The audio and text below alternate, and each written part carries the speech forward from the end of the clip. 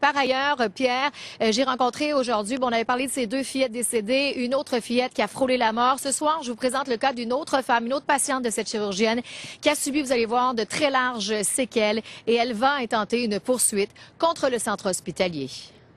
Vous avez avalé combien de fois, là? Environ 4 fois. Pour une bouchée.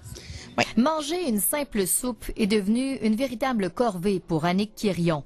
Depuis qu'elle s'est fait enlever les amygdales le 7 novembre 2011 à l'hôpital de Saint-Georges, elle dit éprouver de sérieux problèmes de déglutition. Je prends ma bouchée, puis c'est dépendamment de ce que je mange.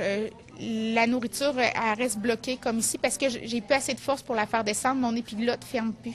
En plus de subir de nombreuses infections, après l'opération, la mère de 3 enfants a complètement dû réapprendre à parler car elle a perdu l'usage de la voix. Tous les sons sortaient par mon nez. Je soufflais par ma bouche, ça sortait par mon nez.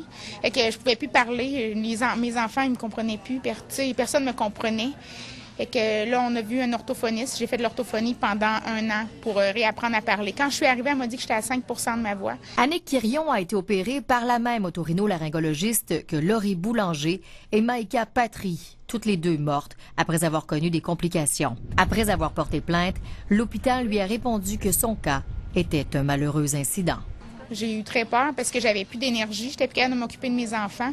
J'ai perdu de la confiance en moi parce que, veux pas, en mangeant pas d'énergie, je voulais pas que mon conjoint me laisse toute seule avec les enfants. Je paniquais, là. Un autre spécialiste lui a dit que les nerfs avaient été atteints. Elle m'a envoyé voir un autre ORL spécialisé à Québec aussi. Lui, il m'a dit qu'il n'y avait rien à faire, là. Qu'il n'y avait rien à faire, c'était comme des nerfs qui avaient été touchés. Annick Quirion, qui a porté plainte au Collège des médecins, entend intenter une poursuite contre l'hôpital et la chirurgienne. Quand je cours ou je raconte une histoire à mes enfants, je deviens essoufflée, là. Quand je parle beaucoup, puis je sens toujours une pression à la gauche. L'hôpital n'a pas voulu commenter son cas. Julie Couture, TVA Nouvelles, Saint-Georges-en-Beauce.